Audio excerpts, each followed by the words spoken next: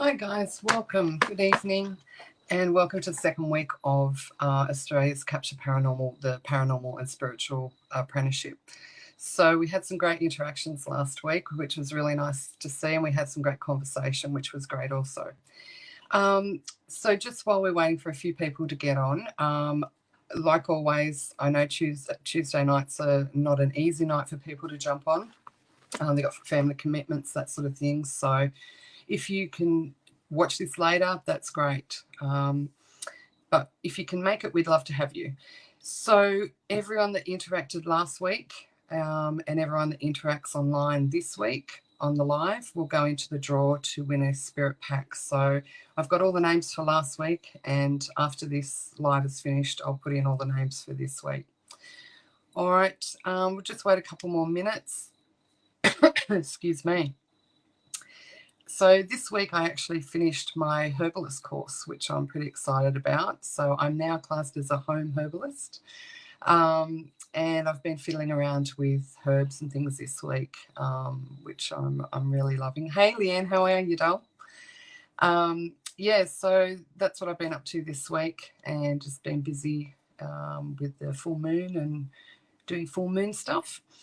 So tonight we're going to go through a couple of different things for both paranormal and spiritual. So we'll go through protection, debunking what it is, what it isn't, pareidolia. So a lot of people have issues with that, so we're going to talk about that a little bit. We're going to talk about the difference between tarot and oracle, and capturing evidence. So and equipment that we use, the different types of equipment and why we use those pieces of equipment at different locations. So let's get into it. Please, if you're watching, jump on and say hi. Please interact, ask any questions that you might have, and it might steer us into a different direction tonight than I was planning on going, but that's the purpose of this. So, okay, so protection. Hey, Belinda, how are you, hon?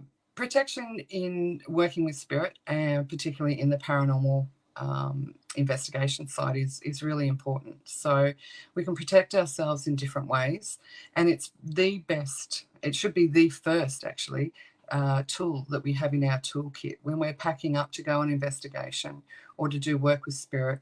The first thing that we should be doing is protecting ourselves. So there's different ways of doing it, and everyone has different ways they prefer to do it. So you can do protection through ritual, mantras, chants, that sort of thing, prayer, doing a protection prayer. Most of us that go out in the field or work with spirit have our own personal prayer. I've actually written my own that I've been using maybe 20 years now, and it's changed slightly over the years. A lot of us wear jewelry, so different crystals. I personally wear, sorry, you're going to get my, okay, this is what I wear on investigation. So that's an amethyst bear. Okay, that was given to me by my mother, actually. It's Native American, and I have a huge connection to Native American culture. Don't quite understand why, because I don't have it in my physical genetics. But so that crystal I only wear when I'm working with spirit. I don't wear it just as a piece of jewelry. So it's like my armor, I guess. So when I put that on, and I've got a couple of other pieces of jewelry that I put on only for investigation, then that's me saying, okay, I'm open to receiving and communicating with spirit, and it is my armor, I guess you want to call it. So a lot of people have different jewelry that they will wear. Sage. So saging yourself, your environment, can be done before and after.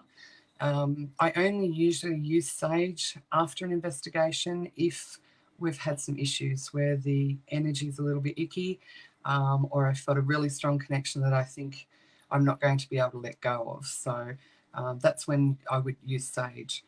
Grounding is very important after any work with spirit. So whether it be paranormal investigating or whether it be working with spirit through tarot, that sort of thing, extremely important to ground. So when we do our classes on Wednesday night at Penrith Spiritual Group, after we've finished our class, I put out a small spread of bickies and cheese and crackers and tea and coffee and juice, that sort of thing. And that's designed to feed our body, our physical body, and to ground us. Another way of grounding is to, and if you've investigated with me, you've probably seen me go outside, take my shoes off, and just walk around on the wet grass. That's another great way. Just get out of your environment, go and connect with nature again, and do some grounding. It is extremely important that not only yourself, but everyone that's with you also has protection. A lot of people that go out with you will not know how to protect themselves. So we always tend to do a group protection as well, so that when we're investigating, that we're confident and comfortable that everyone is protected. And then after we've finished, we also do a closing protection. So that closing protection would be something like thanking the spirits for coming through and working with us, thanking them for letting us be in their environment, but letting them know that they are to stay here where they are as we leave, and they're not to come with us. So there's lots of different ways of protecting. Leanne's saying same here. It keeps bouncing up and down. So I think, Leanne, you're saying that you do your protection as well. So how do you do your protection? Are you a jewelry wearer? Do you have a chant or a prayer or something that you do? Oh, Hopi Indians. Okay, so you've got the connection too. Do you have a biological connection, or is it just a spiritual connection that you don't understand either? I've had it since I was little, and when we started going over to the States with the kids probably around 2010. About 2010, and in certain spots over there it was just like being home for me. And I've read so many books on it. I know I have a Native American spirit guide. He's one of my guides. So I don't know whether that's why I have the connection, or I've got him as a guide because I have a connection. I'm not real sure, but so protection is extremely, extremely important, and I don't think enough people put enough emphasis on it. There are times where I know that when I'm going into a location that is supposedly really active, that I will do a little more protection. I'll give myself more protection. But there have been times where I've gone into a location and not protected myself, thinking either I don't need it, I'll be fine, or completely forgetting, being in a hurry and completely forgetting. And it hasn't served me well. So we always make sure that we protect ourselves now. So, okay, now debunking. A lot of people don't understand what debunking is, and that is another really important tool that we need to have. So debunking, I just looked it up on the computer, and the description is where is it? To expose the falseness or the hollowness of an idea or a belief, or in our case, something that's happened. So going into an investigation, and the first thing that we do is we go around and do a walk around, or a walk through is what we call it. And in that walkthrough, we're looking at, we're taking different readings, different EMF readings. We're taking note of how things feel, and looking at different hazards, that sort of thing. So it's a complete walkthrough, so we know the environment. We're getting to know the environment. So a lot of the times before even our equipment is set up, we start getting things happening, and that's usually how it happens, especially if you're familiar with the location and you're on a return visit and you've built rapport with the spirits in that location. Then a lot of them are happy and excited to see you. Some are not so excited to see you, depending on their personality and the relationship that you've got with them. But a lot of the times before your camera's even on or your equipment's on, you'll start getting activity. Okay, so our job as investigators is to take note of what's happened and try and find out what else it could be. So we don't want to just have something happen and then go, oh, that's spirit activity. Okay, that's not responsible investigating. So our job is to debunk it, to find out what else it could be. So if we hear footsteps, for example, the first thing that you would do is to go and make sure that there's nobody else in the property that, or in that area that you've heard the footsteps. So you would go and investigate that. If you know for 100% that there is nobody, say, above you or in the next room or down the hallway, then that's interesting. And that's where we go, okay, well, we may have caught some footsteps. You can't just jump to the conclusion that that's what it is, okay? Not really till the end. So investigating is going in there and grabbing bits of information that you can and then making it a story and putting it all together. So it might be that there is one particular location that we've been to where it's a private residence, and the gentleman that lives in the property, he stays upstairs while we're downstairs. Now, of course, if we're hearing footsteps above us, we just assume that it is him. But there's other locations there where you can walk into and you know you're the only one there. You might hear the footsteps. So that's something to take note of. Then there might be cool breezes. I remember being in the Australian Arms Hotel, actually, and we had just walked up to the top of the stairs. We were the only ones upstairs, and someone walked through and went, oh, I can feel a cold spot. Okay, and this is when this was going back 10, 15 years ago. This is when cold spots were the big thing. Everyone was feeling cold spots on these TV shows. And this person said, oh, I can feel this cold spot. So I came up and I understood what they were saying because I could feel it too. But then it's not, they were quick to jump to say, oh, this is a cold spot, it's spirit activity. The rest of us were like, hang on a minute. So we had a look at our environment. We walked around, we checked things. And what it was is as you walk up the top of the stairs, above, just above that area was the air conditioning duct that was actually blowing the cool air down the stairway. So we were able to debunk that.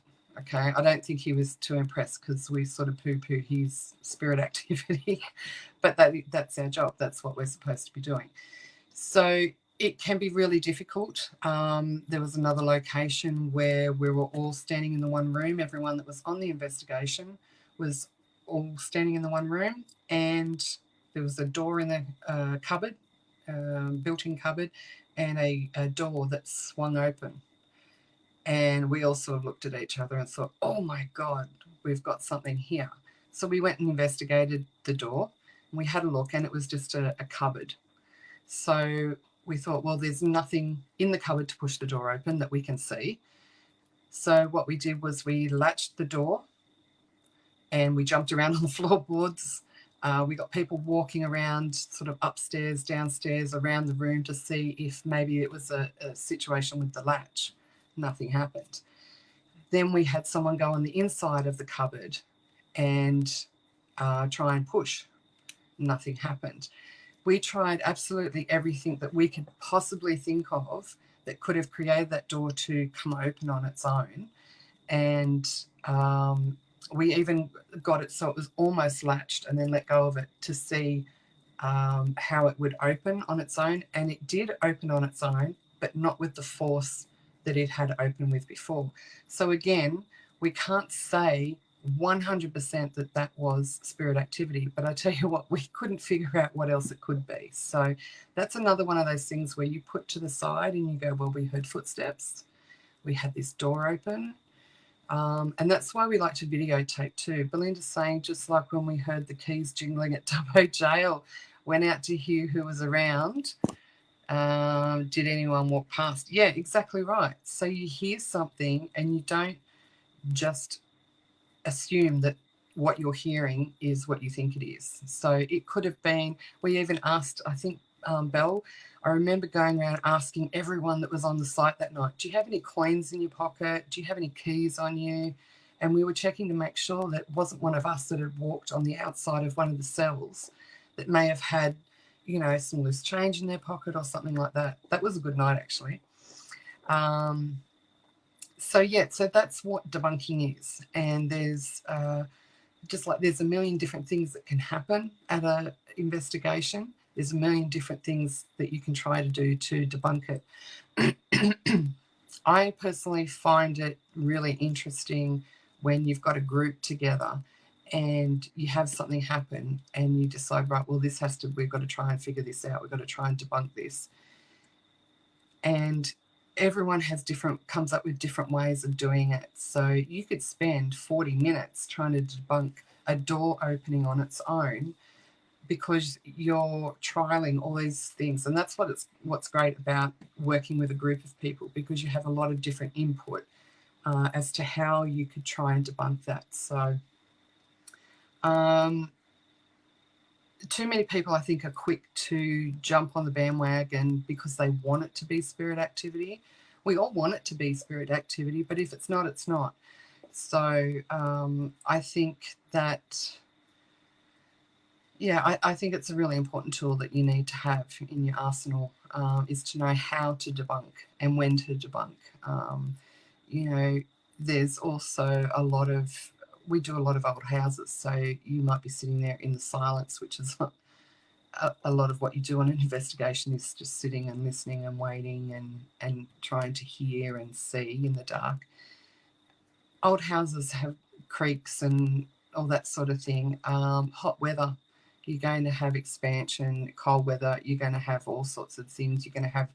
I hate doing an investigation when it's raining, because the rain can sound so different on different surfaces. Hey, Dave, how are you? Sorry I'm late. I was yelling at a shrub for being the best. Okay. Sounds like a good night. So rain's a really hard one to debunk when it's on different surfaces. And we've been out in the open in the elements with rain, and just the rain hitting trees can completely screw up any evidence as far as audio evidence. One drop you can hear in a house, could be on the other side of the house going down a drain pipe, sounds very different. So it is hard debunking, but that's part of investigating. So all right, I have a bit of a funny throat tonight. So another thing that we need to make sure of, and it happens a lot on investigations, is pareidolia. So what is pareidolia? Again, I looked up the dictionary and to find out what the dictionary says, and it says the human ability to see shapes, pictures or faces out of randomness.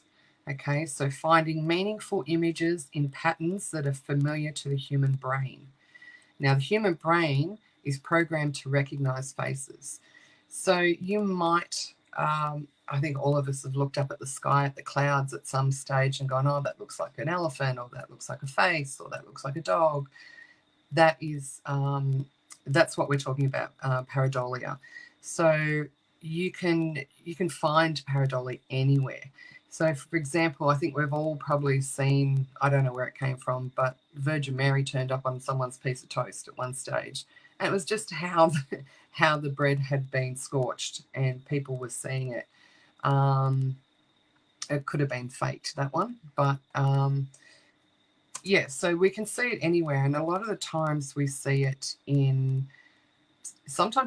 a lot of times you can see it with your eyes, but a lot of the times we're seeing it in photos. So people will put up photos and say, look, I can see a face here, or I can see this, I can see that. Now, because our brains are trained to see things that are familiar, when we see something, especially in a cluttered environment, so in a bunch of trees, that sort of thing, where we take a snapshot, our eyes automatically go to trying to recognize something in that photo. And 9 times out of 10, it's usually a face. Dave says, I have at least 30 memes about pareidolia. Yeah. Now, that's not to say that when you're taking a photo, say in a cemetery where you've got all the different shades of graves and the different heights and sizes, and then you've got trees at the back. It's not to say that we aren't capturing something that's unusual or paranormal, but in all likelihood, we can't really say that is spirit or that is a ghost, because it's too prevalent that we're seeing that our eyes are playing tricks on us.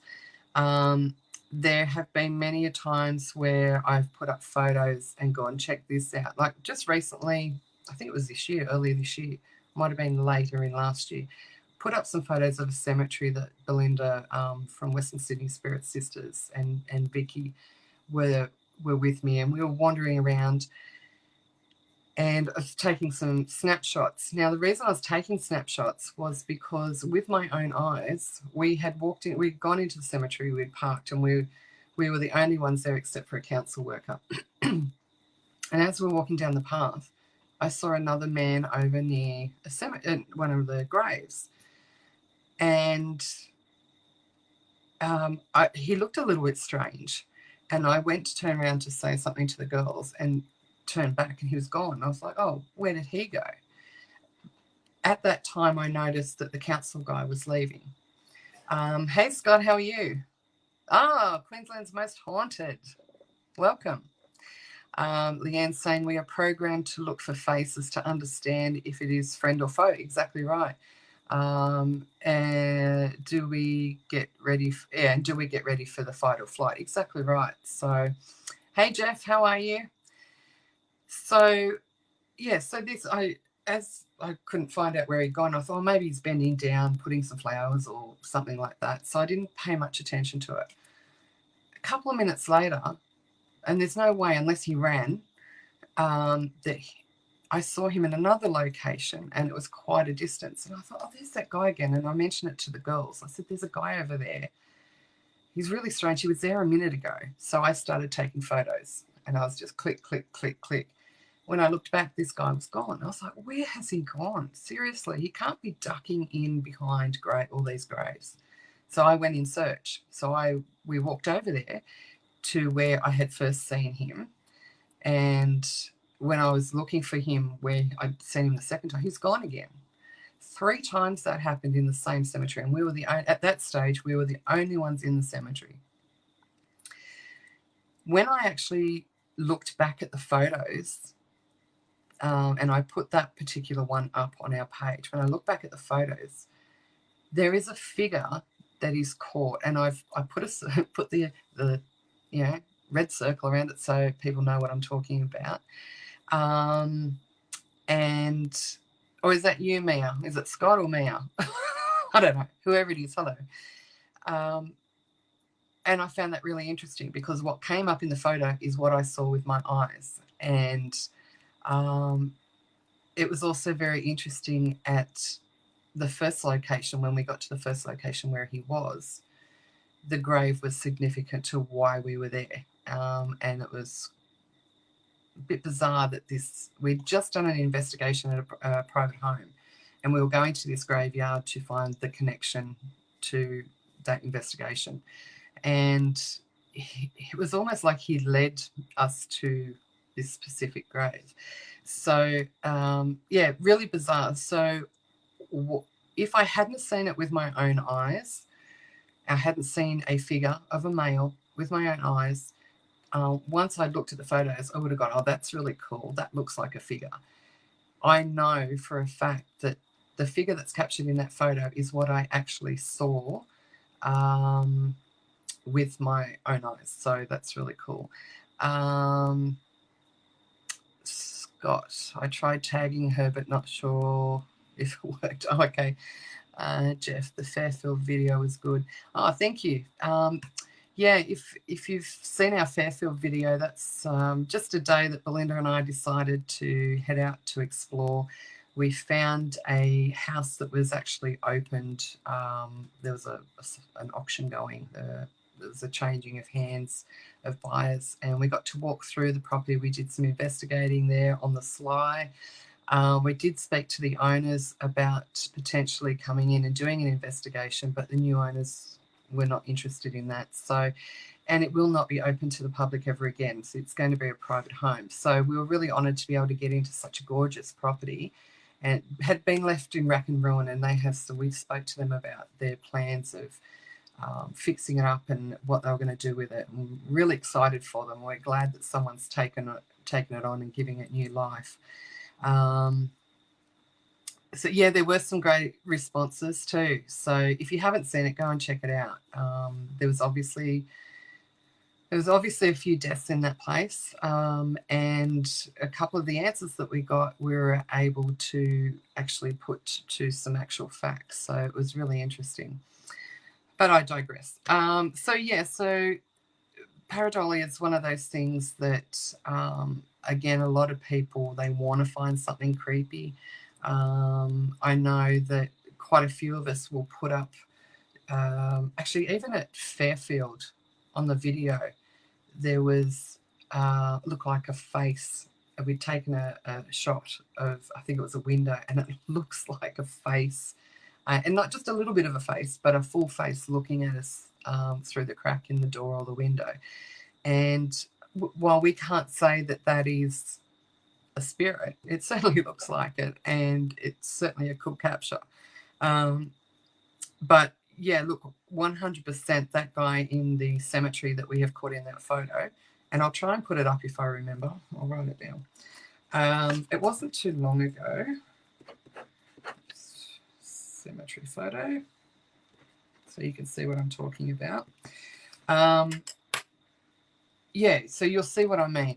Also on that day, we caught a lot of other things that we put up and went, oh, can anyone see anything in that? And we always do that because it's a bit of fun, it's a bit of interaction, but it's also interesting to see with you, when you guys don't have any context or to what we think that it might be or what we're seeing. It's very interesting to see if other people are seeing the same thing. Now, what fascinates me about the whole thing is, if it is pareidolia, why are we all seeing the same thing? I don't know how that works. Our brains are very complex, but I just find it interesting that when we put it up and say, can anyone see anything? We're not telling you where to look or anything. And a lot of people come back and go, oh, this, I can see this. And that's what we're talking about. So, but just, you can have a little bit of fun with it, but just be aware that our eyes do play tricks on us. It's like when you see something out of the corner of your eye. You know, are we really seeing that? Or is it just something that's caught our eye and our brain wants to say, oh, there's something there? So, yeah, really interesting. Jeff, have you done the quarantine station? No, not. Oh, well, we have. We've done it multiple times, but we're actually staying there in about 3 weeks, I think it is. We're staying overnight. We're doing our own thing beforehand. We're doing the tour, and then we're doing our own thing afterwards. So we're looking forward to that. I don't think Rob's looking forward to actually staying there overnight, but I talked him into it. But yeah, we're interested in having a look at that place again. So yeah, it's good. All right. Also, just before we go off the pareidolia, there's also audio pareidolia, which I was reading up a little bit. I knew about it, but it's not something I've really paid much attention to, and probably should have. It's the same sort of thing. So, okay, Dave, slight sidetrack. Do you think people can see energies from a photo where there doesn't seem to be anything? Absolutely, I do. And the reason I believe that, Dave, is I am a medium myself, and I can, not on all photos, but if the energy is strong, I can be looking through people's photos, and not so much on landscapey stuff, but if there's people in there, I can pick up on the energy of that person. So a lot of the times I can pick up their emotions or what they're going through. Sometimes what is coming up for them. It's not something I try to do. I don't deliberately look at a photo and try and read the energy of it. But sometimes it just smacks me in the face. So yeah, I really do believe that that you can pick up and see and feel energies. Also, you might be talking about auras, like people's auras. We talked about this in our Wednesday class a couple of weeks ago about auras, and I've only ever seen someone's aura once, and it was a good friend of mine I'd known for many, many years, and I had never seen it before, and it was there, and I wasn't really listening to what she was telling me. She was telling me a long story, and I was just sitting there going, because I wasn't concentrating on her. I was concentrating on the aura that I could see around her. So I don't know if people can see auras in photos. I personally can't. But I guess, I mean, anything's possible in this field. Where energy is involved, anything's possible. And I don't think we'll ever understand truly the depth of what energy, past energy, environmental energy can allow us to do. I think we're only just seeing the top of the iceberg. Jeff's saying, I get a lot of good responses there. I think you're talking about the Q station again. Leanne's saying, yes, we can. So Leanne's obviously able to do that as well. So, but getting back to audio pareidolia, so that's when we are using our EVPs, so doing the voice boxes, the spirit boxes, that sort of thing. So what it's suggesting is that we're hearing a random sound and we are interpreting it to a familiar voice or sound. So, for example, when we're doing EVPs, a lot of the times, or working with the spirit box, a lot of the times we're obviously asking questions. So there is the power of suggestion too. So if I say, do I have a man here with us? Can you give us a name? You're only listening for a name, really, because you want a response to your answer. So it's really hard to, especially when you've got the white noise, the shh going as well. It takes great skill, and a lot of people are really good at it. A lot of people aren't so great at it, is to be able to block that out and actually listen to what's coming through. Now, depending on what device you use and how long you've been using it, you could be getting multiple voices coming through. That's why I've gone away from the Ghost Box and more to the Necro app, because I find that easier to listen to. But yeah, so I think the power of suggestion is also there too. So if you already know that there is, say, a mark in that property, and you're saying, do we have Mark here? You might hear the M sound and you go, oh, we've got Mark here. Okay, so that I think is what they're talking about, audio pareidolia. I'm just going to scroll back here because I'm missing what people are saying. Leanne, I've watched mediums on stage and can see the aura's energies come in from the side. That's awesome. That's cool. I haven't seen it, but I can feel it. So I can feel when they're connecting, or I can feel that who they're connecting to, but I can't actually see it. But to see it would be really cool. I'd love to be able to do that. Dave, I have asked Spirit to stand for a photo and confirm that they had via Ouija board. So I suppose I have a ghost selfie. I've got to put up this one I was talking to Sarah about on the live the other night at the Macquarie Arms. Hang on, let me just make a note. Macquarie Arms photo. Yeah. Yeah, look, that's a great experiment. And this is what I love about the paranormal. Everyone has different ideas on how to try and capture spirits. So asking them to stand in a certain spot for a selfie or a photo, and having them to confirm that they did. Did anything come up in the photo? Can you see anything? That'd be interesting. Okay, so it looks like we have another one on our page. I don't know if I can get rid of them like we had last week. Delete comment and block user. We had, did I get rid of him?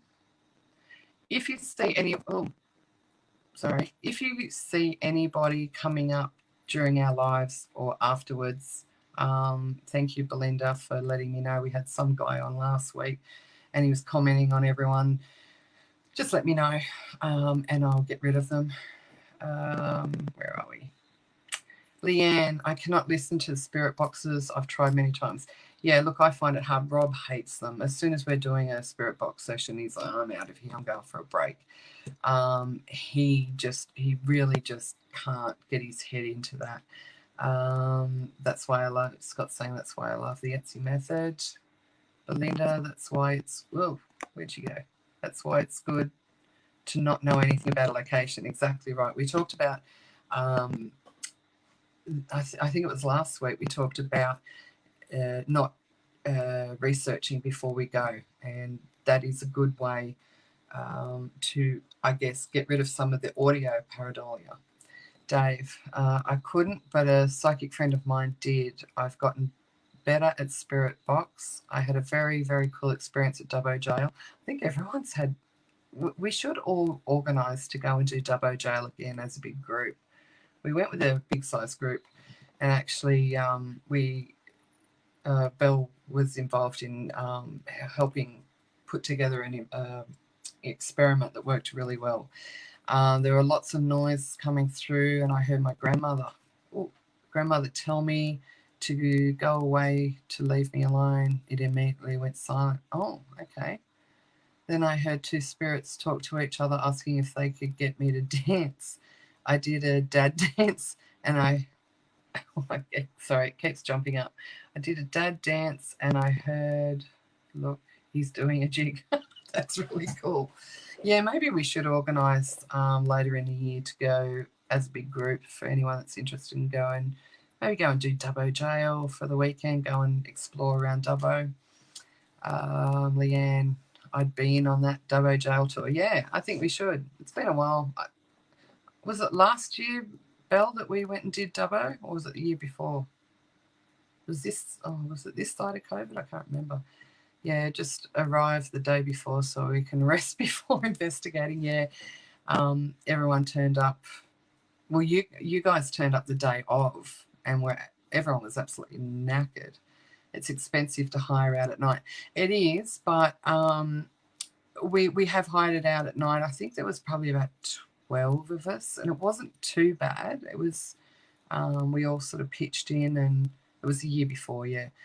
We all sort of pitched in, and it was a good night. But it's one of those places that I think we all sort of went into sort of planning to fly by the seat of our pants. And because I don't, obviously I know it's a jail, but because I don't research it a lot, I could have been a little bit more prepared. And like Belle said, we were absolutely exhausted because we'd all had a big day the day before, traveling there and stopping and doing stuff. All you guys had travelled up on the day. So, okay, talking too much.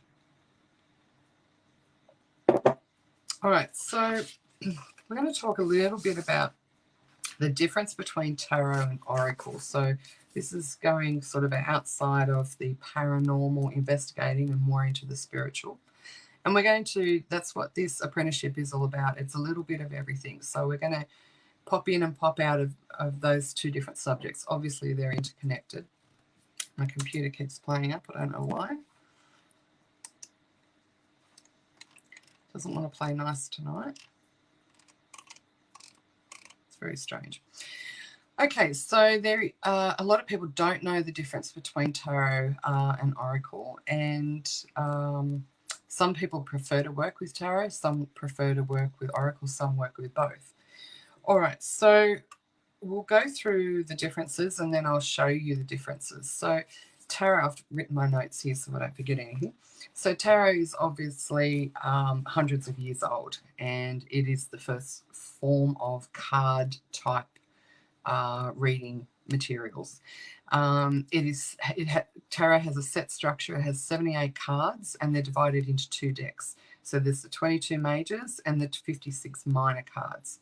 Now, the minor cards are the wands, the pentacle, the swords, and the cups. Okay, and each deck has a similar meaning. So the cards, so you've got your ace, your 1, 2, 3, 4, 5, 6, 7, all the way through, and then you've got your page. What have you got? You've got your page, your queen, your king. See, I haven't used them for quite a while. So for each of those 4 decks, or those 4 minors, you've got one each of those cards. So it's like a deck of cards, and all the ones mean similar things in those decks. So they're all so infused with numerology and symbols, which deepens the meaning of each of those different cards. You can get a more in-depth reading with a tarot, but it's a bigger investment in time to learn and to connect with tarot. Now, tarots are usually, you use them in a spread, and there's different sorts of spreads. A spread is how you lay the cards out, and depending on what position those cards come out, as to their an extra level of their meaning. Okay, so it can be very time consuming to learn those. So a lot of people start with those and then move on to oracles. Some prefer to stay with the tarots. Each card has a complex meaning that takes a lot of time to learn, and they usually, it usually always comes with guidebooks. Okay, but readings with the tarot is more detailed and lengthy, with many different layers of how, depending on, like I said, where those cards land, as to the meanings of them. So the oracles are more of modern form. So they've only they obviously don't have the history that the tarot does. They're a more simple style of card and a style of read. They have singular images that have quick prompts for the reader. There's more freedom in those ones too, because they're not set out in decks. There's no set number of cards. You can have as little or as many as you like.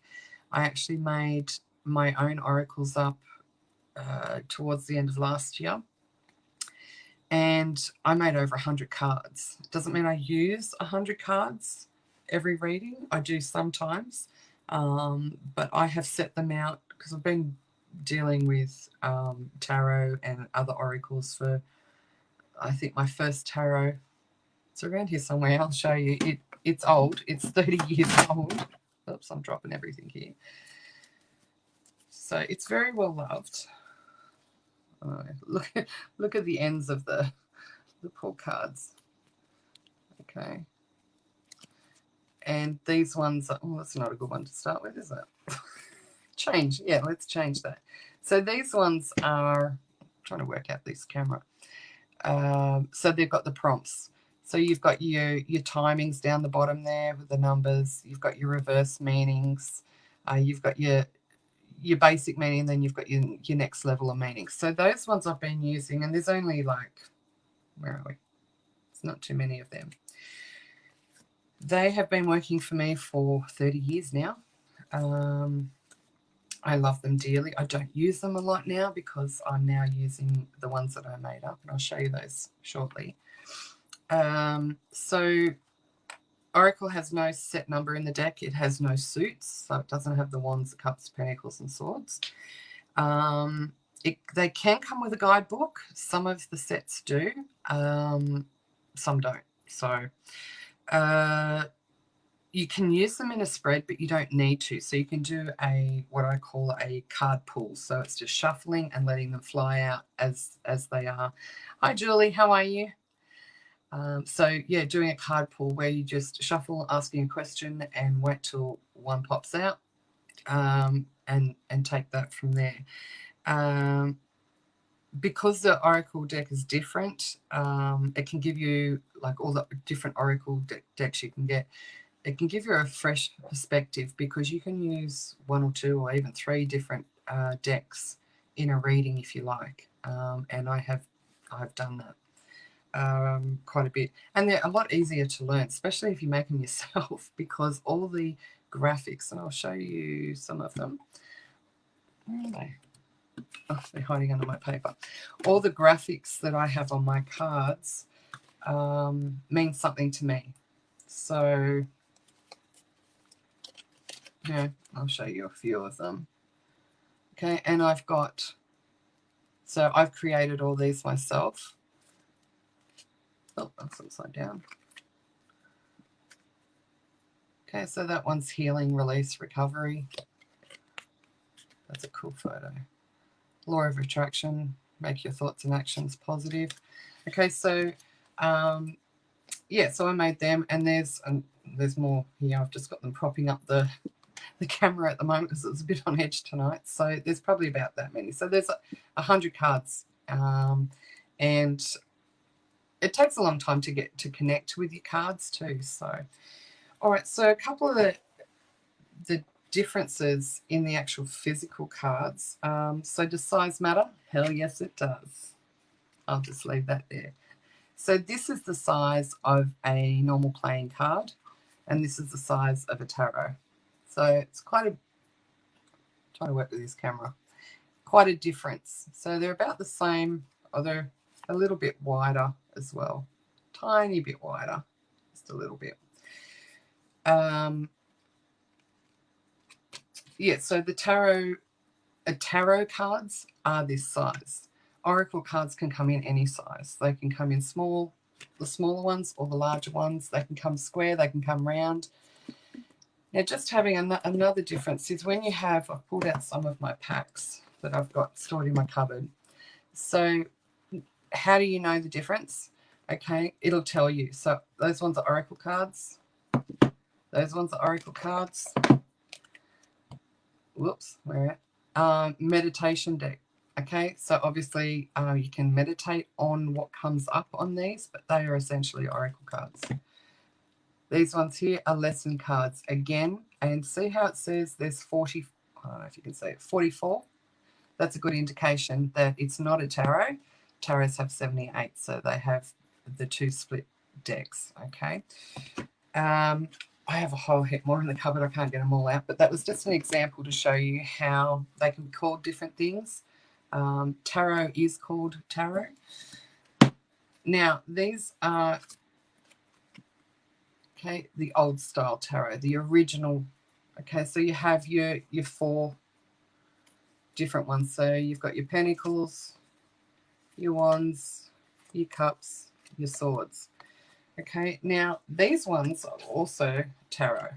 Same size. Okay, I have to do it this way. Same size, but they're slightly different. So these ones, oops, wrong ones. These ones here, okay, have wands just like the other ones. Well, instead of cups, they have chalice. You'd think I'd get it right, wouldn't you? The pentacles are the same. And this one, instead of the swords, they have the athames. Athames, I think that's what they call them. So they're slightly different. They mean the same thing. They're just whoever designed the cards has decided to use those as reference. What have we got there? Oh, okay. So yeah, same size, just different. See, these ones are more detailed. I like these ones. These are my green witch ones. That's really pretty. So it just depends on what you prefer. The tarot comes with a book as well. I do find the tarot hard.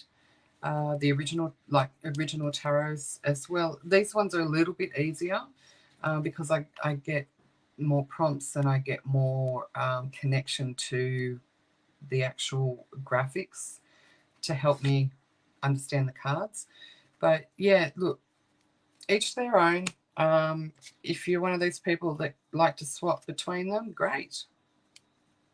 Good on you. I find it very difficult. So I use my the ones that I've made up. Now these are the ones, I'll show you these quickly. These are another set that I made up, but these are the Zener cards. So you might have seen these, and you might have seen the ones with a square and, you know, the star. These are to help you with your intuition, and we'll be using these in class on Wednesdays.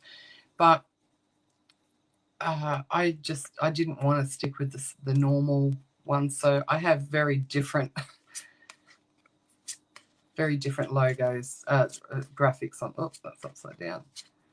Okay, so these are designed to help you with your intuition. Okay, so I've got those ones which are very similar to the generic ones that you get, the old style ones, but I've also got the colors. So I've got all the colors as well, and then I've got the numbers. So if you come to class like Ghostbusters, yeah, that's right, I didn't even think of that. If you come to one of our classes, you'll at some stage be using these when we do our intuition. All right, so are there any questions about tarot and oracle? What do you guys use? Do you use cards?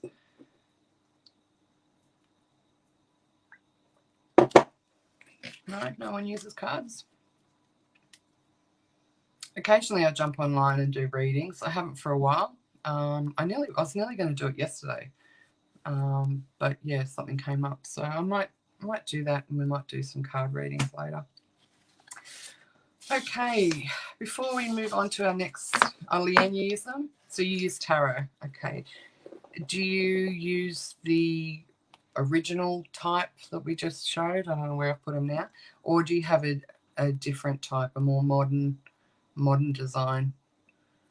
I find them really hard to use. There's so many. I'm all right, except when it comes to, I'm all right with the majors. It's the minors that I have issues. Yeah, the Rider-Waite. Yep. So before we get into the next topic, does anyone have any topics that they want to bring up, ask a question? No? Okay. We'll get into this. I'll put the cards away. I was nearly started doing a reading then.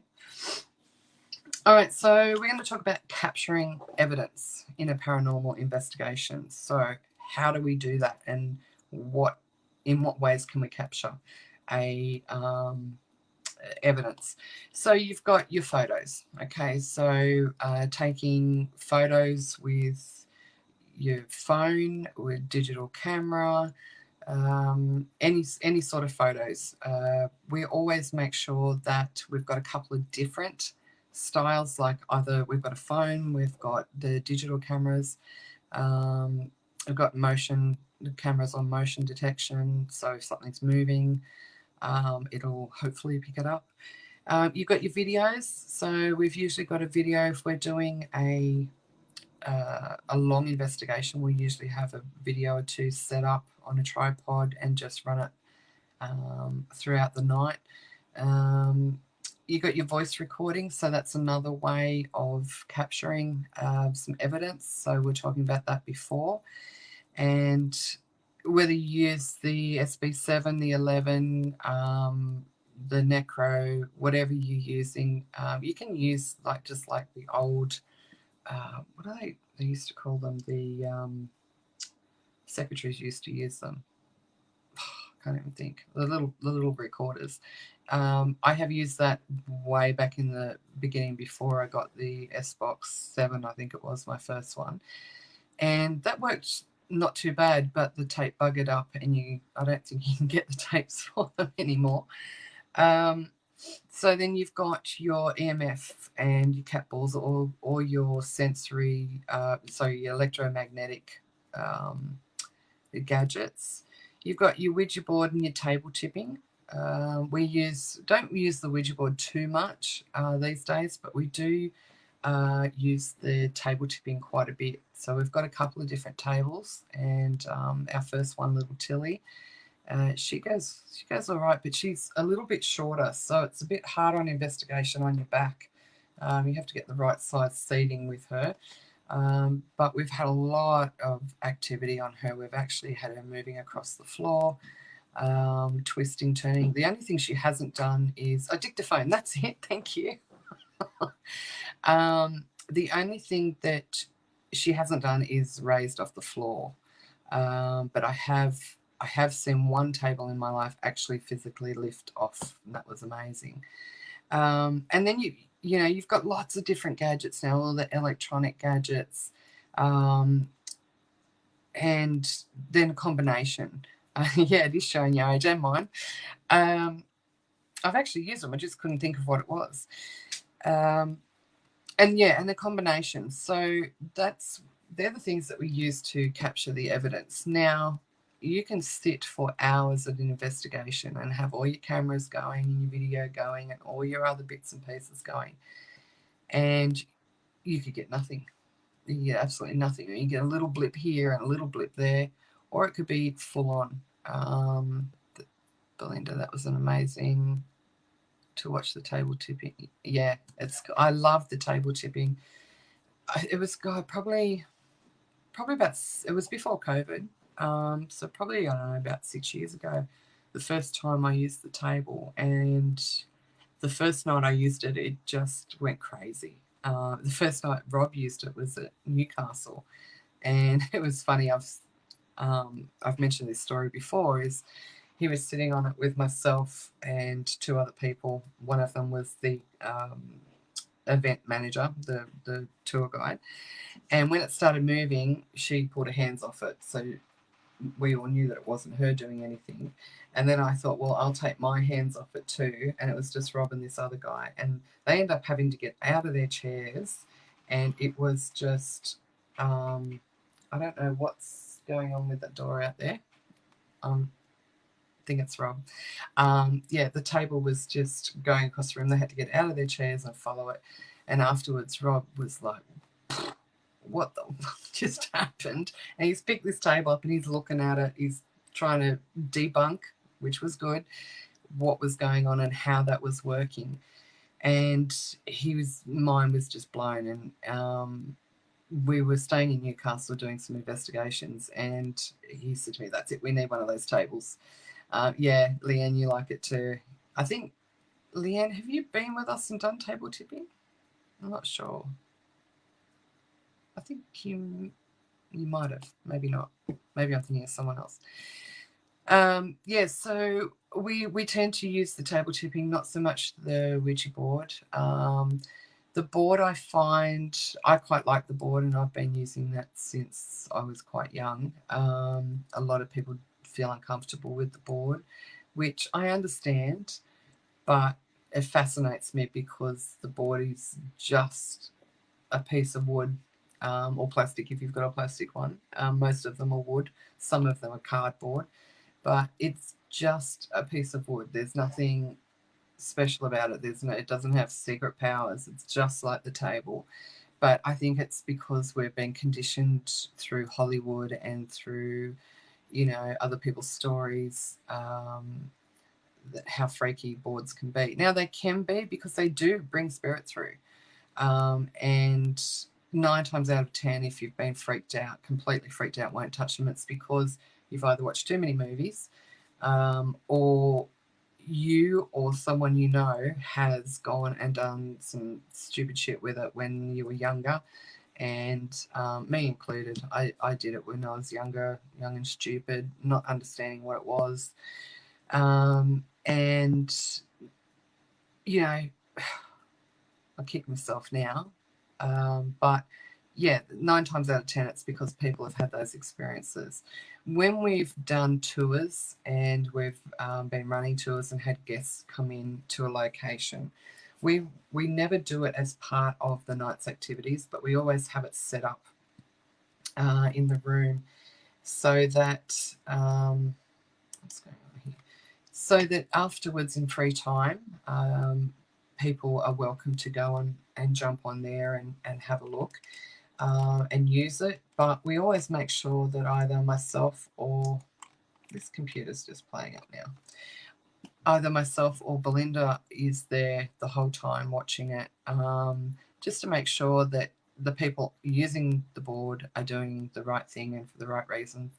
And also, if we sense that the energy coming from the board is maybe starting to turn a little bit negative, then we can shut the session down. So, but yeah, I mean, I've had my grandfather come through the board and many, many, many years ago now, and tell me that Rob was going to come back from being overseas, where he currently was at the time, and proposed to me. He gave me where and he gave me the date, and bang, it actually happened. So, you know, we've also had some really weird, strange, horrible things come through. So, but we've had that on the table too. So you just need to really be careful when you're trying to bring through spirit, making sure that you know how to do it properly, you do it with respect, and that you're doing it with people that have the best intentions and know how to read the room, so to speak, or read the energy and know when it's time to maybe say goodbye and close that session down. And again, make sure when you're having direct contact like that and deliberate contact like that, that you protect yourself first.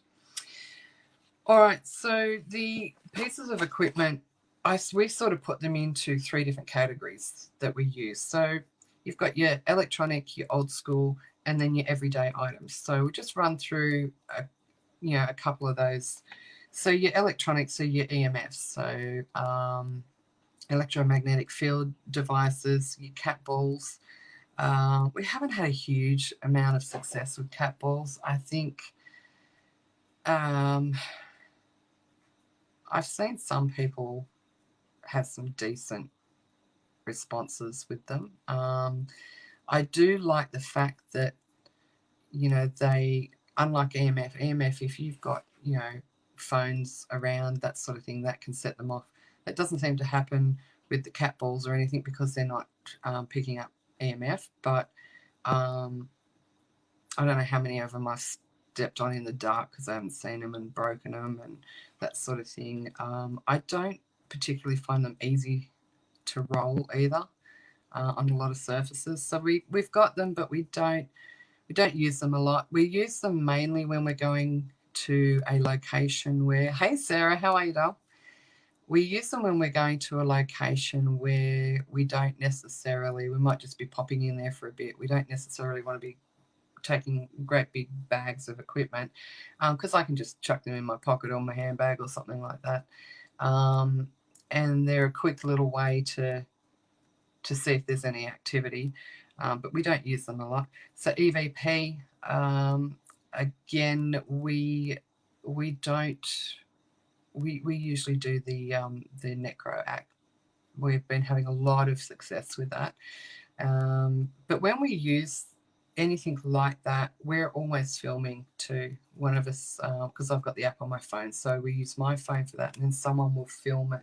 It's always good to do that because I like having the video and the audio at the same time, because if something's happening with the audio, something might be happening around us that we're videoing. We might not know at the time. We can look back on it. So we always like to video it. You've got your SLS.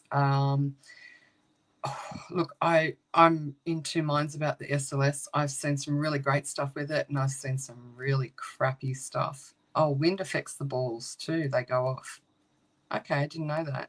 You've done a lot of outdoor stuff too, Belle. So yeah, that's interesting. I haven't had to deal with that. Yeah, the SLS. So I've seen some great work with it. I've seen some. So it does map out. Well, it can map out. I've seen it map out trees, chairs, poles, walls, that sort of thing.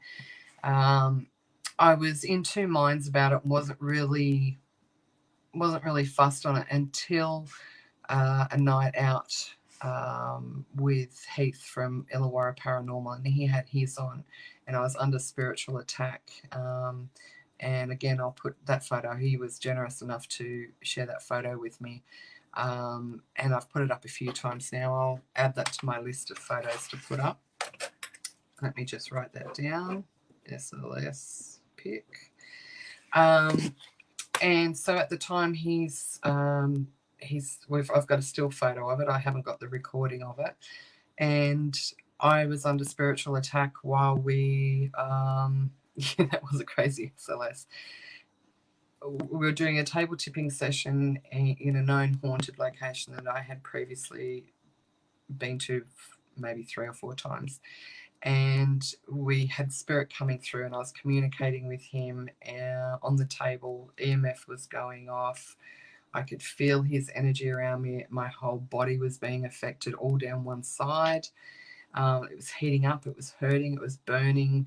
I was losing my breath. There was a lot of physical stuff that was going on with me. And Heath just happened to walk around the corner with his SLS on and captured exactly what was going on, and there was a spirit right on top of me, basically. I think I might be wrong, but I think the one that I can show you is it has its hand on my shoulder, and at the time my shoulder I have a lot of joint pains anyway, with some illnesses I have, so this was intense pain all down that side of my body. Now later that night there was another person sitting next to me, and we had that spirit come back and was starting to attack me again. And she said that she could feel it too, in between us. And I think there's another photo of showing it between the two of us. So that was pretty intense. After that time, I started thinking, well, okay, the SLS does work. And I guess it's just like anything that, it was crazy. It's like any piece of equipment, whether it be electronic or it be old school. You really need to know how it works and how to use it properly. And obviously, he's a bit of a guru with his tech. Many a times I've gone to him and asked him, advice or how things work or what piece of equipment I should use. But so after seeing Heath using it, I'm like, wow, yeah, that does work. But I'm not tech savvy at all. And I'm not about to go and spend the money on an SLS when we have shifted more away from the electronic side to the old school side. So you've got your REM pods. The strip lights are cool. So they've been around for a little while, but a lot of people are starting to use them now. So that's the light of strips where you can run them down a hallway or in any section of a room, and they will light up as spirits approaching. So you can see from what direction they're approaching, how close they're getting, or if they're moving further away. I know Amy's Crypt has been using them. They look pretty cool. That'd be something I might be interested in purchasing. So I might have a look and see if we can get them a little bit cheaper in the States when we're over there later. You've got all your gadgets that charge the environment with energy, like your static stuff. You've got your thermostat gauges, so you can see when the environment, you've got your change of environment. So all those sort of electronic stuff, we have used in the past. We use some of it now, but like I said, we've gone more old school. The tripwire, that's it. See, thanks. See, it's great having all these people on know what they're talking about, because I don't. So old school is like your Ouija board, your table tipping. It's a mouthful when you try and say Tilly the tipping table. Then you've got scrying. So we do a lot of scrying. So there's crystal ball scrying, there's water scrying, pendulum, there's the dowsers, mirror scrying. So we've had, again in our class, we did a scrying session and we did mirror, and so far we've done mirror and pendulum. And we've had some really interesting responses. And mirror scrying for me it's one of those, it's quite hard to do. Takes a while to get into it, but I've actually had my grandmother come through. That was bizarre, very emotional. But it's a great way of doing it. And pendulum I love. And then you've got candles, like another old school way. It was lighting a candle in an environment where there was no wind or air and that sort of thing, and asking questions and doing flame reading. I haven't done that for ages. I might get back into that. I might start doing that again. I've had some great responses with that, and you can actually look it up online. And the shape, you're looking at the shape and the color of the flame, the way it moves, as to, you know, what your responses can be. So you can also ask it. I love it when it pops. You can always, just like the table, you can say, tip left to go for yes and right for no, that sort of thing. So you can do that with the flame, with the candle as well. But also, most importantly is yourself. So, you know, being in the environment, feeling the energy, being aware of your surroundings, being aware of the different sensations in your body and how you pick up energy. So we use our bodies, our own senses, quite a bit, and that's how we prefer to do it. So, and then you've got your everyday items like torch. So it was a crazy phase that was going around, and I haven't seen many people do it recently, where and I think it was because a lot of people thought that it was not a very effective way, or it was a fraudulent way. But if you get a torch, and it doesn't work on all of them, but and you unscrew it until it's just not connecting, so the light goes out, and you rest it down. If you then ask questions, and we've had, I've had a little bit of uh, activity with that and some good responses with that. But my sister has used it to communicate with someone that she lost many years ago, and she filmed it for me and sent it to me, and it was crazy. It was so on point, and yeah, it was amazing to watch. We haven't used that for a while. We might do some experiments with that, and we might do them on a live and see how we go. We might start doing some experiments on live and getting a couple of you guys on with us and doing the same experiment in different locations and just seeing how we go. So that'd be pretty cool. Okay, so I've also seen a balloon being used. I haven't used one myself. Don't know how reliable that would be. But yeah, I've seen it being used, and while the person was using it, they believed they were getting these great responses. I'm not so sure myself, but hey, it could have been. But I wasn't feeling that there was any energy in the room. I just felt like it was the atmosphere moving that balloon. A flower. Okay, so we've done this a couple of times years ago. Have a drink. Got my cup again, Belle. So putting flour down on a surface, and the intention is to see if spirit can write a name or write something in it. Never had that happen, unfortunately, but it's also a good one if you put down a trigger item. We use a lot of trigger items, and that was my next thing on the list. One of them, when we're dealing with children, of the cup. One of them is when we're dealing in an environment where we know that there are children. I have a little car, it's my grandson's Matchbox car. I've pinched one of them. A good thing is to put some flour down on the surface, just kitchen flour. You can use talc, cornstarch, and just place the item on it. It can be a little ball, a car, whatever. It can even be a coin or something, whatever trigger item it is, and ask them to move it. So you can see, it's very easy to see in that flower if that has moved. Now, there is a museum over at Emu Plains, the Australian Arms Museum, and we used that there. It was actually outside in the barn, and there is a little boy out there. And we had put flour down on the ground. I had put, I think it was the ball and a car and a lollipop, and had put that down on the ground.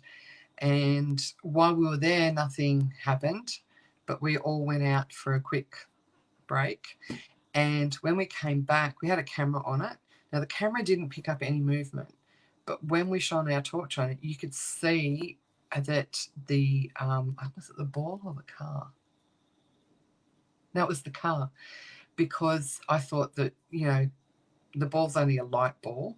I thought that might have been able to roll. So it was the car that had moved, and the car's a little Jeep, and it's got all the little four-wheel drive marks on the tires. You could actually see one or two little marks in the flower. So that was pretty cool. Marbles too. Yep. Marbles are great. So there's lots of different things that you can try, and that's what I love about chatting with different people. We all use different things. So trigger items, depending on where you go. So we went to Trial Bay Jail, and in the little gift shop there, they've got the little trinkety gifty ring with, actually it's around here somewhere, with the jail keys on it. And I was like, it's $9 or something. And I grabbed one of those, and Rob's like, what do you want that for? Like, just buy a magnet or something. And I said, no, this is to use as a trigger item. So we actually used it at Dubbo, and I've used it at Parramatta Jail too. So it's something that is familiar to that environment. So walk around jingling it. Hey, Mia, how are you? So yeah, walk around jingling that and use that as a trigger item. And it definitely worked at Parramatta Jail. We actually, we got, there was, I think, 3 of us, and we got a guard through, and we offered him a cigarette as another trigger item while we're doing a table tipping session. And we were sitting on the table, and I said, mate, would you like a cigarette? And I put a cigarette on the table. And I said, if you'd like the cigarette, you're welcome to take it. And the table instantly went, shoo, and the cigarette fell off onto the ground on the side where we had heard jingling keys and footsteps. So that was really cool. Cigarettes are a great one. So are little bottles of, you can buy the little bottles in the bottle shop of, bourbon or whiskey. Whiskey or rum is the better one to offer. I know the girls from Adelaide's Most Haunted, Kaganelli, they, in a lot of their investigations, they use little bottles of whiskey, cigarettes, lollies, coins. We use coins as well. So it just depends on what location as to what... hey, Louise. How are you, doll? It just depends on what location you're dealing with as to what trigger items might be useful. So... there's no point in having, if you're in an area where there's a lot of children, there's no point in jingling and using your prison keys. Think about lollies. Like I have Chubba Chups. They're probably old as hell. You wouldn't want to eat them now because they've been in the kit for probably about 6 or 7 years. But Chubba Chup, a ball, I've got a little doll, a little matchbox car, just different things like that. If you go to a prison, things like coins, cigarettes, alcohol. I have a pocket knife or a shiv. Belinda, I used one of my cigarettes at Beechworth Jail. Yeah. So think about the people that have that were there, what their currency might be, what might they come through for. So you wouldn't go and use those sorts of things in, well, some of them you would, but you wouldn't go and put a shiv out in an asylum. You might put a teddy bear. You'll probably get a lot more response from a teddy bear in an asylum, or lollies, maybe cigarettes, maybe some coins, something like that. So be adventurous and experimental with your triggers, because anything could work. Also, one of the triggers that we've been using a lot is music. So depending on the era of the place or the type of place that we are investigating, depending on the music that we're playing, And we've had at Beechworth Asylum, we've had some really good responses with music. We've had some great responses at one of the asylums. I can't think of the name of it now at the top of my head, down in Adelaide. So yeah, sometimes music's really good to as a trigger, but it's also good to, if you're in an environment where it's really active for a little bit and then it dies down, it's also good to put some music on, maybe to pump up the energy, pump up your energy again, and hopefully the spirit's energy, and attract the spirit too. So, okay, I think we are just about done for tonight. So thank you for joining us. We'll be back next Tuesday at 8 p.m. Like I said, everyone that interacted last week and this week will go into the draw for a spirit pack that we'll be giving away. That'll be drawn tomorrow. I've got a few things to do in the morning, but by tomorrow afternoon we'll have that drawn done. Another quick mention too also is, if you don't already have tickets and you possibly would like them, or you can go, Appy is running a fundraiser for one of their team members, Linda, who is in hospital, who suffered a horrific attack, a dog attack. And the Appy team, or the Appy family, rallied around, and they are putting on a huge event at Parramatta Jail on Saturday the 23rd of March from 7 till 10. There'll be ghost hunts, there'll be different talks, there'll be readers, there'll be stalls, there'll be stalls, there'll be lots of different activities that you can do, heaps of raffles, some great raffle prizes, some spiritual stuff, some paranormal stuff, some foodie stuff, really cool. So we had planned to go, and as soon as the event came up, jumped up and grabbed tickets, and then realised I'd double booked myself. So we gave those tickets away that ticket away last week, and we've put together a pack. Belinda and Vicky from Western Sydney Spirit Sisters and Rob and I have put together a pack that we'll be donating for raffle. So please, if you can go, all the money being raised is going to Linda and her ongoing care. She's going to need a lot of physio and medical care for quite some time, and it'll help with making sure that her rent's covered and that sort of thing. So if you can't go, if you've got something a business that maybe you can donate something to them, please contact Pete at Appy, just through Facebook, and I'm sure she'd love to hear from you. If not, they also have a GoFundMe page. Even if $5, even if you can put just $5 in, I know it's tough on everyone at the moment, but every cent will count.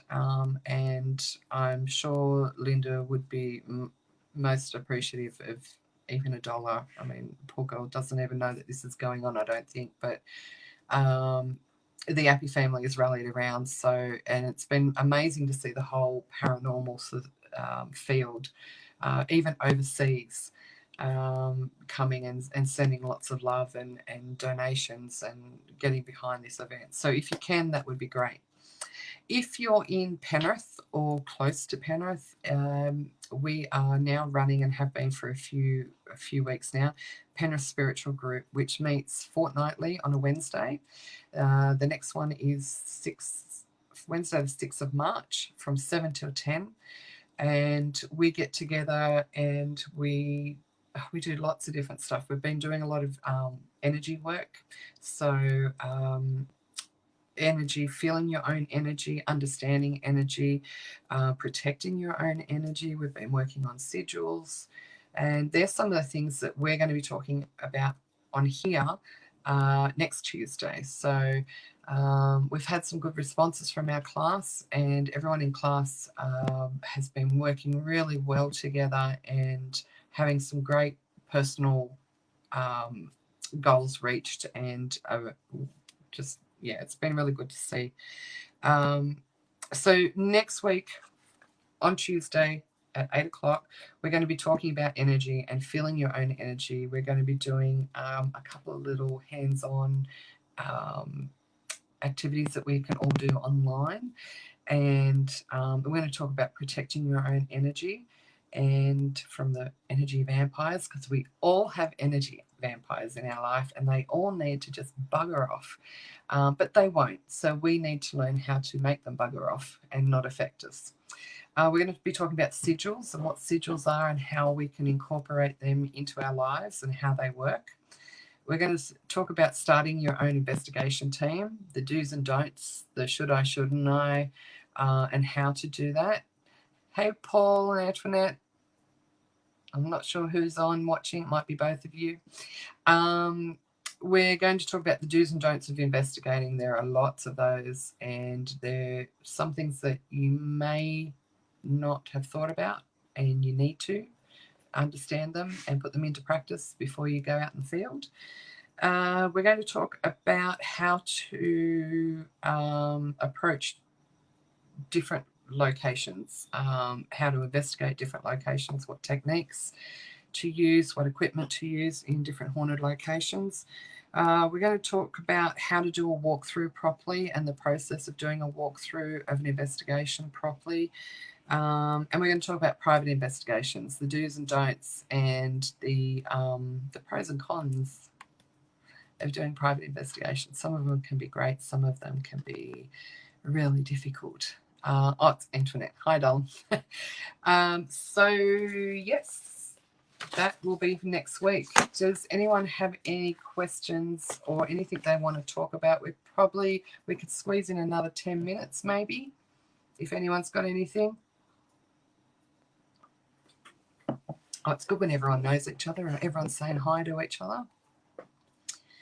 So is there any locations that you might want to discuss? Is there any topics that you would like brought up in the next coming couple of weeks?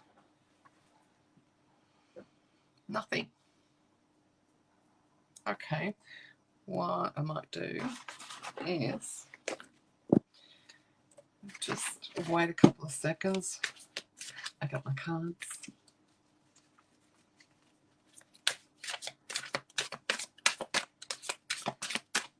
Okay, has anyone got a question? I can't be trusted to bring up a topic at the moment. You're fine, Mia. You can bring up whatever you like. Because, you know what? Whatever you're going through, probably the rest of us have either been through it, going through it, or going to go through it. As long as we don't have names. But, yeah, if you want to bring up a topic, go for it.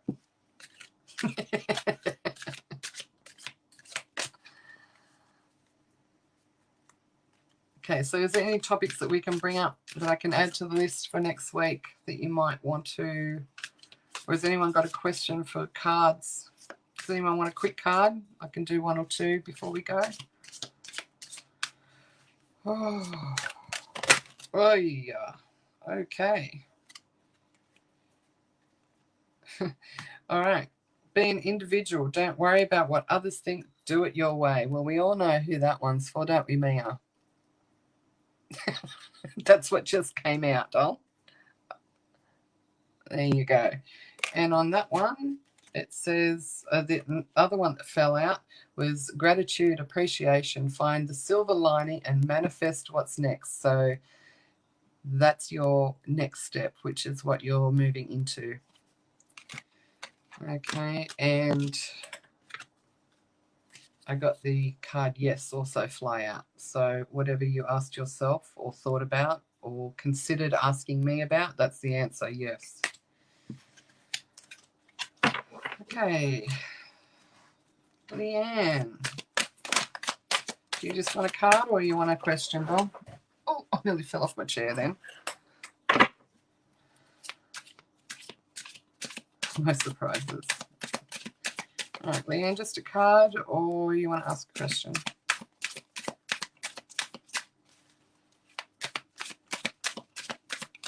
I think it's just a card, okay. I was sitting waiting because nothing's jumping out at me. Oh, I don't know if you saw that one. Someone is looking to you for guidance. Be kind, supportive, and patient. So maybe you have got somebody that's looking up to you for a little bit of... Let's just see if we can get any more information here. Oh. Okay, it's come up: family, bonds, new life partner, and friends. Okay, so has someone been needing some advice, some support from you about a relationship? Or that may even be you, actually. Let's see what else we've got. So let's just ask in what direction you should take this. Okay, there's spiritual awakening, psychic ability there. So it's suggesting that, that resonates so much. Okay, so this is suggesting that you yourself have spiritual abilities, and people are recognizing that in you and feeling confident that your advice is sound advice. So, good night, Belle. You have a stupid o'clock alarm. Oh, it was lovely seeing you again, honey. We do have to catch up, please. Actually, we're coming to Wollongong soon, in a couple of weeks. Maybe we can catch up and have a coffee. Okay. All right. No, Belle. Leanne, sorry, getting back to you. Yeah, maybe they're sensing that you have this ability, that they're trusting in what you've got to say. But I'm feeling like there's a warning there for you, that maybe this person, let me just see. Oh, I got the goosebumps. And okay, so it's come for you for rest, breathe, heal, time out, and regroup. Look how cute he is. How cute's he? Do not disturb. I'm feeling like you may be a little bit, not so much with this, but just in general, that you may be a little bit overwhelmed, that you're probably taking too much on your plate. And maybe everyone wants a little piece of you, and you're giving too many little pieces away. Vulnerable, weak, struggle, lack of communication. Okay, I don't know if that makes any sense for you, but I want to go back to this advice that someone's seeking from you. It feels like there's a little bit of a warning there that maybe you need to hold back a little bit of the information that you are getting for that person, because this person may not take the steps that they need to take on their own, if that makes sense. Does that make sense, Leah? Leanne? Let's see. What's the red flag? What's the warning? Oh, it's not going to tell me. Oh, yes it is. Okay, so this healing, release, and recovery. So what, to me, this is saying that this person needs some healing, needs some release, but they can get advice from you, but they need to do the work themselves. So just make sure that they're not relying too heavily on your suggestions or your advice, because you can't do the work for them. Does that make any sense? Let me know. Does anyone else want a quick card? I'll probably one or two more quickly. Whoa. Just as I saw your message come up, let me read it first. It does make sense. They do rely on me too much and they need to do it for themselves. Exactly right. For you, I just got the rainbow cards. So rainbow, silver lining, appreciation, joy, better times ahead for you. So I think you're the one that needs the rest, the breather, the time out, but and that you're giving too much of yourself, but it's saying that better times are coming. Cool. Excellent. Rachel, hey, how are you? Okay, Rachel, do you just want a card or do you want to ask a question, doll? Oh. Okay. So, card that came up for you, Rachel. How pretty is she? I'm still not getting this camera right. I'm not good with my opposites. Trust your intuition, spiritual growth, meditation, ask for guidance. Hello, just a general. Okay. All right, what's coming up for Rach? Oy. Okay, Rach, you need to disconnect from the world, rejuvenate yourself, and look for more positivity in your life. You need a little away in the cabin in the snow by the lake. That'd be nice, wouldn't it? Oh, jeez. You need to put some, there's travel, but you need to put some distance between yourself and a situation at the moment that is a little bit too close, that you're struggling with. But it is telling me that there is some better days. Some sun is going to shine on that topic. There are better days coming for you. What does Rach need to do besides disconnect and... Is that making any sense for you, doll? Oh. Okay, you're on the right path. Keep going, but you do need to just take a little bit of a break, a breather.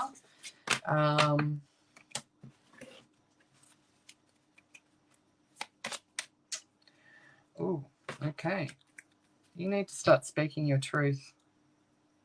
You need to really start speaking your truth because you're holding back, and everything that's building up inside of you.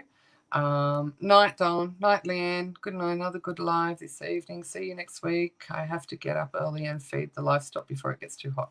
Okay. Good to see you, doll. Rachel, speaking your truth, I think that you are holding too much in around here. So not speaking your truth and around on your chest, you're holding tension. It feels like you don't feel like you have the ability or the power or the confidence to speak your truth, and it's probably saying no to some things or some people. Oh, and that's gone on the floor. Hang on a sec. Oh. Okay. Love, unconditional, love yourself first. You are enough. And you deserve to be happy. You deserve to be your authentic self. And you deserve to be not used. Sorry, that's what I'm getting through. Rach, does that make sense? I'm going to do one more card for you. Oh, yeah. See that? That's what you need. I just asked what you need, and you get this one. Okay, childlike, playful, joy, fun. So you need to. My cards have just gone all crazy. Some of them have just flipped backwards. So yeah, you need to take some more time for yourself. You need to disconnect from whatever's going on at the moment, or whoever's causing that tension, or you not being able to say what you need to say. Yeah, you need to look after yourself. You are good enough. You are deserving of more. You don't need to take other people's crap. But it's something that feels like you've always done, so you're sort of stuck in a rut and you don't know how else to proceed. Okay, so stand up for yourself, girl. All right, one more. We got one more. Antoinette. Okay, you're the... Oh, another one on the floor. Oh, okay. Antoinette, you need to push your comfort zone. Okay, why do we need to push our comfort zone? Do you want just a card, or have you got a question, doll? You're welcome, Roach.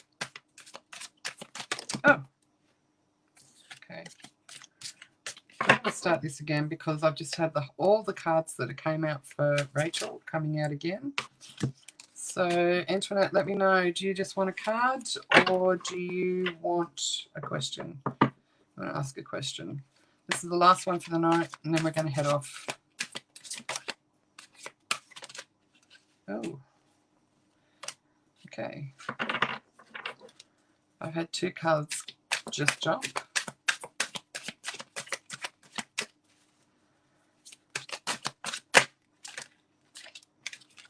Okay, we might have lost Antoinette.